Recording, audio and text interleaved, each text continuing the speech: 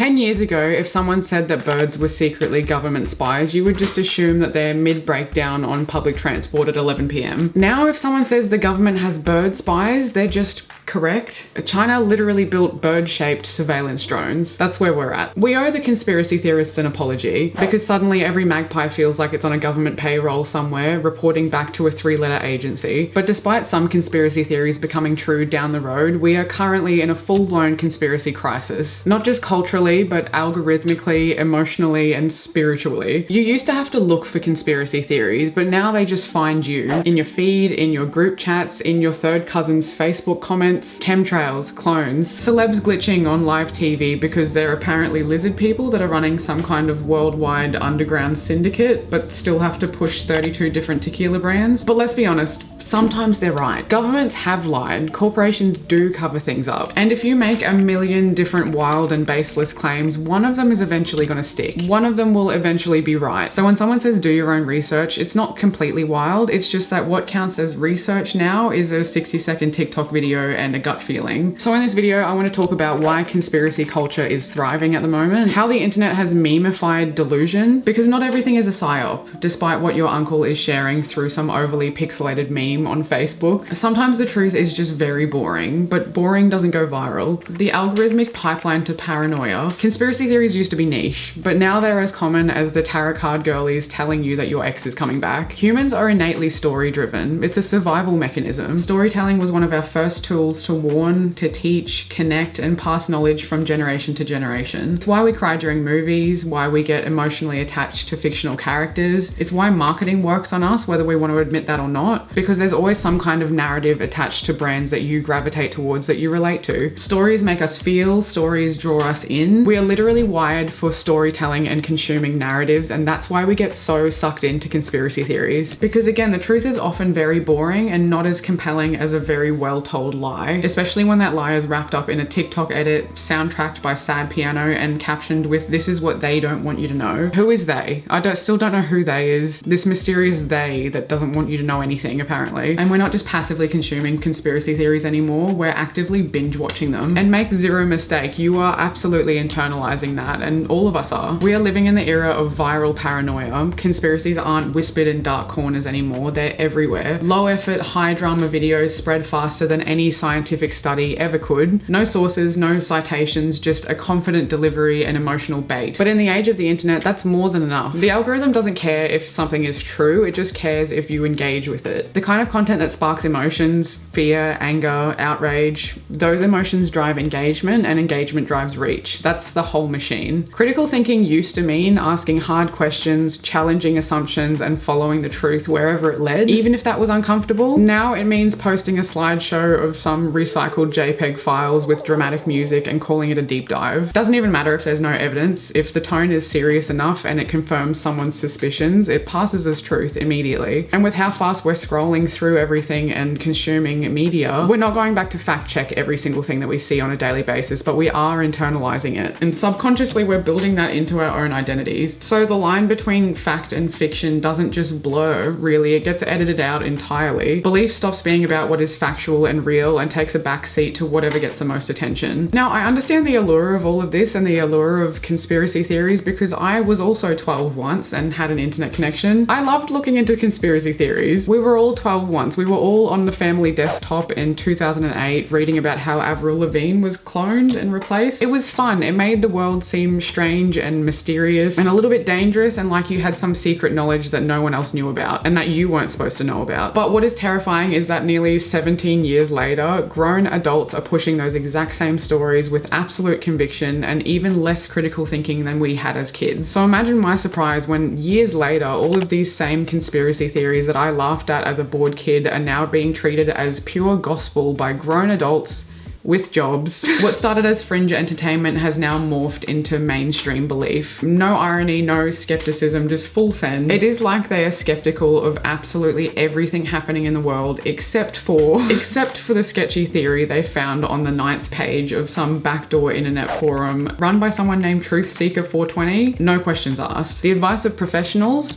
untrustworthy, up for debate. The advice on some random forum on the internet by someone you don't even know, ironclad. They will actively doubt scientists, journalists, doctors, professionals of any description, but they will trust a grainy meme from some random website last updated in 2007 like it's divine scripture. Mandatory media and digital literacy classes should have been mandated worldwide the second we turn the internet on, because holy f***. So if you've been seeing conspiracy theories literally everywhere and you're considering building like a doomsday bunker, you're gonna need a generator. Not just any generator, something portable, powerful, and silent enough that it won't give away your location when society collapses. That is where the Jackery Explorer 2000 comes in. A compact, powerful, portable power station that's perfect for off-grid living, emergency backups, running appliances in your home, or just charging all your gear when you're nowhere near a wall outlet. And I do mean all of your gear because it can power up to 6 devices at once. Laptops, phones, cameras, appliances, medical devices, you name it. And it still has room to spare. Despite packing a ton of power, it's surprisingly lightweight and takes up a lot less space than other units in its class. Charging the generator is also super fast. You can get it to 80% charge in just 52 minutes. Or you can use solar panels to charge it and stay completely off grid. It's also really, really quiet. It runs at under 30 decibels in quiet mode. You can charge it in a wall, in your car, or again with solar panels. And it has ultra long standby mode that holds 50% charge for up to 2 years, which is insane. I've used it for everything from road trips to fast charging my devices at home. It's super safe with innovative charge shield technology that has 62 forms of protection. It can also be used as an emergency power supply with a 20 millisecond EPS. Important appliances like your refrigerator or your CPAP machine stay powered in the blink of an eye during a power outage. I can charge my camera, my drone, my laptop, my phone, and other devices all at the same time. I can play my guitar through this thing. I can run the amp through it.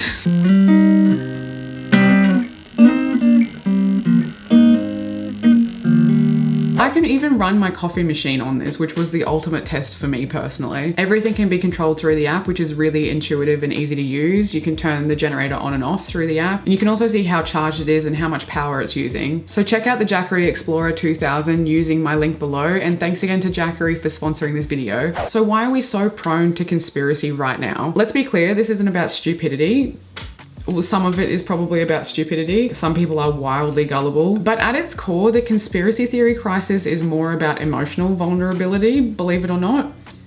Walk with me on this one. When the world feels out of control, pandemics, political chaos, climate collapse, people don't want nuance, they want certainty. They want a story and something to make sense of the mess. Going back to how humans are really hardwired to internalize stories. And they want a story that is simple and reliable and easy to understand. Something with a clear villain, a clear motive, and an explanation that ties everything together in a way that feels logical, even if it is completely unhinged. Because reality is messy and it's full of contradictions and half-truths that don't always wrap up neatly. But a conspiracy theory, that's tidy, that's simple, that's black and white. It connects seemingly unrelated dots in a way that makes people feel smart and feel in control, and most importantly, feel safe. It's like when you think of all the ways that a situation could possibly go bad to kind of emotionally prep yourself for that outcome, so you're not like let down or blindsided. All it is a desperate bid for control in a situation that you have no control over. It's the same reason people obsess over every message and tone change from their crush when they feel the vibe shift. Like if you can decode some secret message or spot these red flags early, it feels like you're gaining control over something that might be slipping away and is completely out of your hands, really. It gives the illusion of control and feeling prepared for any outcome. And with conspiracy theories in general, believing that there is someone pulling the strings, even if they're evil, can still feel safer. Nothing brings people together like a common enemy. We know this. It's a tale as old as time. It gives a false sense of control. It's what America is doing right now with trans people and immigrants. It's what every fascist government does. And the pandemic was really the perfect storm for this. Suddenly, the entire world was isolated, anxious, and completely unsure of what to believe or what was going to happen to them. Institutions fumbled with their responses. Leaders contradicted each other because we were all finding out new information all the time, scientists and doctors included. And guidance changed week to week, so people looked for answers elsewhere. Also, we were all locked at home with nothing but an internet connection and absolutely nothing better to do. Wellness communities, which had already been pretty skeptical of mainstream advice, became ground zero for the conspiracy boom. And to be clear, questioning Big Pharma isn't the issue, obviously. There is plenty to criticize, always has been. But the problem is what happens when healthy skepticism turns into unfounded paranoia, and unchecked paranoia, most importantly. Because when that skepticism isn't grounded in actual evidence, it can snowball really fast. Suddenly, it's not just pharmaceutical companies are profit-driven and don't have your best interests at heart, which is a fact. It's all doctors are lying. Your local doctor is in on it too,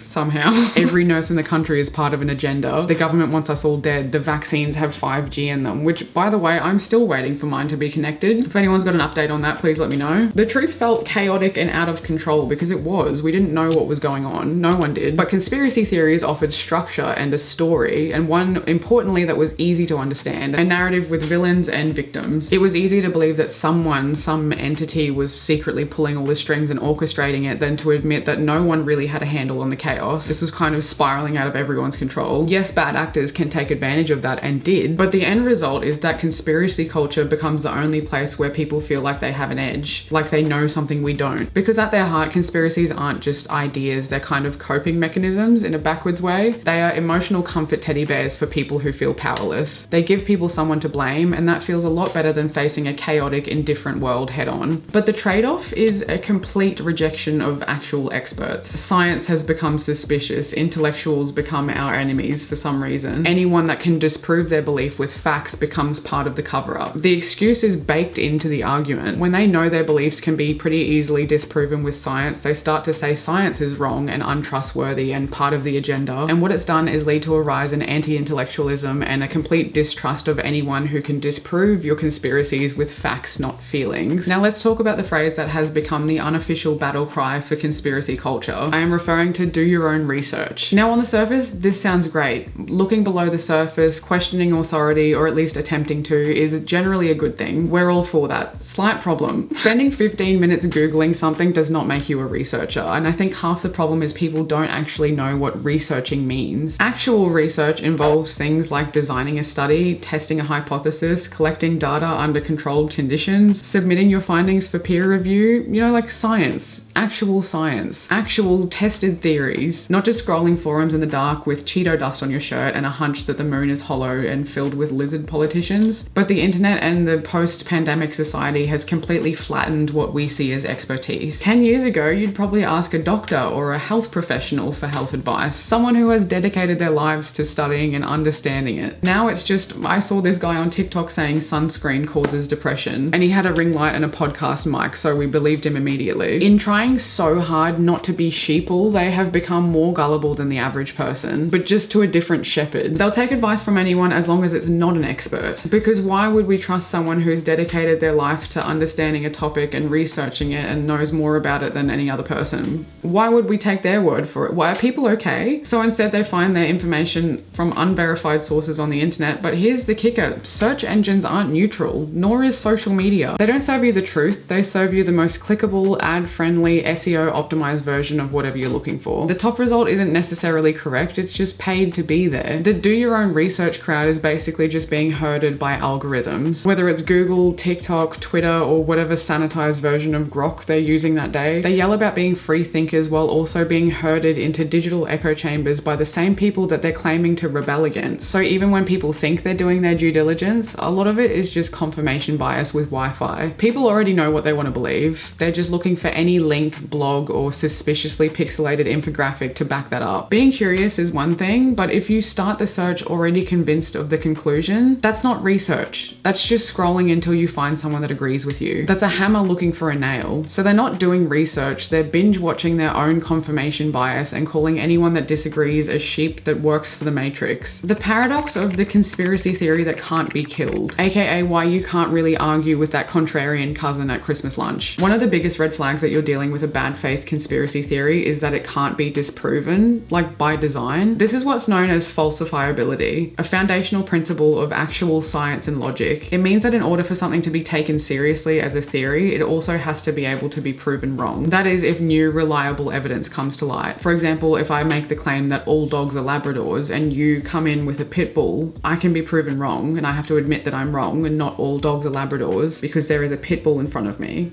You see? But conspiracy theories theories don't follow this scientific logic. They're slippery little things that mutate the second you try to poke holes in them. You say, here's some evidence that contradicts your theory, and they say that's what they want you to think. You say, but this has been peer reviewed by like a lot of different people that are completely unconnected to each other, and they say all scientists are in on it and you're a sheep if you believe them. You say NASA literally posted the footage. They say that's CGI, the world is flat. You see the issue. It's not a discussion, it's just a script. It's pre-prescribed talking points. The excuse is built into the argument. Any objective fact that disproves their theory is dismissed as some big government cover-up, or that most people just aren't smart enough to see the truth, and everyone is banding together to lie to them specifically about the shape of the earth, or any number of other excuses that just aren't rooted in reality and can't be proven to be true. It's illogical Ouroboros. It's a snake eating its own tail. Any evidence against a conspiracy becomes part of the conspiracy. Any person who disagrees is secretly brainwashed, compromised, or working for the CIA. You're not having a debate at this point, you're just playing chess with someone who thinks the board is rigged, all of the pieces are crisis actors, and the game is a psyop to distract us while the elites piss in our drinking water or something. When in reality, the so-called elites don't need distractions to pull off shady shit. They're doing it anyway. Speaking of drinking water, companies like Nestle have faced legitimate backlash for privatizing public water sources, and industrial pollutants have actually been found in drinking water supplies all across the US on a number of occasions. This isn't a secret, it's happening in broad daylight, but strangely these stories never come up in conspiracy talk. Why? Because when the problem is actually happening in front of you, and it's a problem that requires effort and activism and regulation and public pressure to solve, it means getting off the internet, getting off your conspiracy forums and actually doing something. But if you just frame everything as some shadowy, untouchable plot, you never have to lift a finger. As long as it's hidden behind some cryptic deep state agenda, you're completely off the hook. You can just sit in your mum's basement pretending to be better than everyone and connecting random dots on Reddit threads instead of actually doing anything. And these are also the same people who tend to hate protesters and tend to hate people actually going out and fixing the issues they care about, drawing attention to it, even if it inconveniences other people. So make that make sense. And the thing, none of this makes sense. And this is where people like philosopher Karl Popper come in. He's the guy that said what separates science from pseudoscience is the fact that science makes risky predictions. Predictions that could be proven wrong. That's the whole point of a hypothesis. You test it, you try to break it. If it survives, it's strong. If not, you throw it out the window and try something else. Crucially, conspiracy theories don't do that. They don't evolve, they just absorb. They suck in every data point, every contradiction, every comment from someone being like, hey, that's not true. And then they fold it into their little doomsday narrative like it's a victory. And the more airtight and unfalsifiable the theory becomes, the more seductive it is. Because now it's not just a theory, it's an entire worldview. It gives people something to belong to and someone to blame. And honestly, more importantly, it makes them feel better than other people, like they're in on some secret knowledge that no one else understands. The whole thing is just kind of rooted in condescension. And that's kind of where the real danger starts, because once someone's got themselves locked into a conspiracy theory framework, there's no trap door to get out. Facts won't help, logic won't help, reality doesn't help. You could walk in holding a signed confession from actual lizard people and they would still just be like, well, that's what they want you to think. So no, you're not going to change your cousin's mind at Christmas lunch. And no, that blurry screenshot of a tweet from 2017 is not classified intel. If your theory needs 16 red strings, 6 gut feelings, and a PowerPoint from someone named Truth Surfer 1994, it's probably not science. It's just digital improv with delusions of grandeur. How pandemics breed fascism and why that's not a conspiracy. Here's the thing about collective trauma. It doesn't just vanish. It leaves cracks in the global psyche, and bad actors know how to crawl into them. Historically, major crises, especially pandemics, often set the stage for authoritarianism and fascism. After the Spanish flu in 1918, the chaos and grief helped fuel the rise of fascism across Europe. Not entirely because of some secret plan, but because scared people crave order. They want black and white thinking, they want simple answers, they want things to go back to something they can predict and trust and rely on. Add a little us versus them rhetoric, some moral panic, and a deep mistrust of experts, and you've got yourself an authoritarian starter pack. And that's how fascism slips in, not with jackboots at the door, but with comforting lies and the illusion of control. Fear makes people more compliant. You can tell them that we're at war with some invisible enemy, drum up the propaganda, blame everyone's problems on a scapegoat like immigrants or trans people. Again, that's what's happening at the moment. Even though almost all of those problems are caused by the people in charge who are telling you to blame this other person, and it's all a big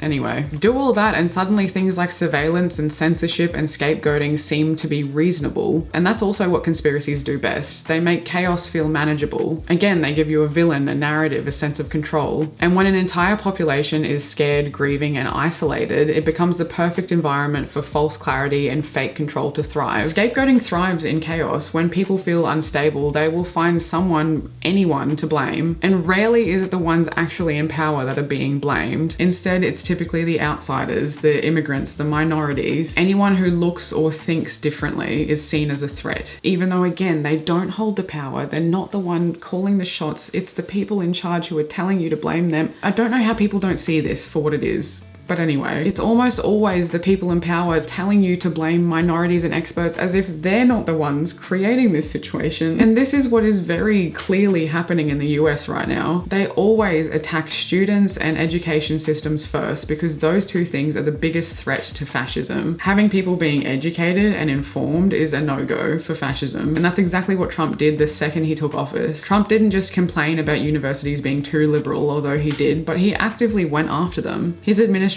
froze or cut major research grants, including ones for cancer and HIV studies. They suspended grants to institutions with international collaborators. The NSF paused all new funding entirely, forcing research labs to lay off staff and cancel projects. He also threatened legal and financial consequences for campuses that didn't align with his prescribed conservative talking points, even freezing billions in research funding for places like Harvard under the guise of promoting ideological diversity. These are deliberate efforts to weaken institutions that challenge his narrative. This administration is what fascism looks like. And this isn't a conspiracy, it's just a pattern and we're already repeating it. I just didn't think the guys at the helm would be such massive losers. Like, we didn't even get the cool villains. So at a certain point, conspiracy theories stop being entertaining and start being a bit of a problem with real consequences. Conspiracies don't just live online anymore. They leak into school board meetings, into voting booths, into policy. We've seen book bans justified by unwarranted moral panic, threats made against libraries and teachers, violent outbursts and protests based on pure fiction. Spoiler alert, if your site is banning books, you're on the wrong side. And it's no longer just backdoor internet forums, it's policymakers, it's media figures, it's entire communities being swept up in narratives based on zero evidence. And the thing is, a lot of this isn't organic, it's pretty strategic. If you buy heavily into conspiracy theories at the expense of actual experts, you are a pawn in the system. There are people profiting off your distrust, monetizing fear and chaos to push an agenda, to gain control, or just to sell products, honestly. Conspiracies aren't really just something that people fall into anymore, it's a product that you are sold. Because when you altogether stop trusting experts, institutions, and anyone that might know better, you become the perfect target for anyone that speaks with the most confidence, regardless of whether or not anything they're saying is true. And as George Orwell put it, the party told you to reject the evidence of your eyes and ears. It was their final and most essential command. When people no longer trust what they see or hear, not even their own lived reality, they become far easier to manipulate. That's not resistance, that's control. When fiction becomes louder than fact, we lose our grip on what is real. And what's worse is a lot of people just stop caring, which is the point. So it's easy to joke about conspiracy culture, and humor is often how we process chaos. But if we don't believe in anything, we don't become enlightened, we just become far easier to manipulate. Trust is a muscle, and after years of collective grief, algorithmic chaos, and institutional failures, it makes sense that people feel hesitant. But critical thinking isn't about rejecting everything. It's about slowing down, checking your sources, asking who might benefit from this, who funded this, and it's being okay with nuance even if it's uncomfortable, and being okay with the fact that not everything has a black and white answer. Overwhelming people with untrustworthy information is the strategy. Remember that. When every headline contradicts the last and every scroll feels like the apocalypse, people don't get smarter, they just get tired. And that's the point. If you can't figure out what's real, you just kind of stop caring, you become jaded and you tune out. You give up, and a confused public is easier to control. So no, not every headline is a secret code, not every expert is lying to you, and not every question needs to be answered by some guy on Twitter who hasn't seen the sun in 3 months. Stay curious, stay grounded, and maybe, just maybe, log off every now and then. Hope you guys enjoyed this. As always, I'd love to hear your comments on this one. I know this topic opens up a lot of different perspectives and I would love to hear them, so let's have a chat below. If you've made it this far, subscribe, why not? And I'll see you in a few days with a new video.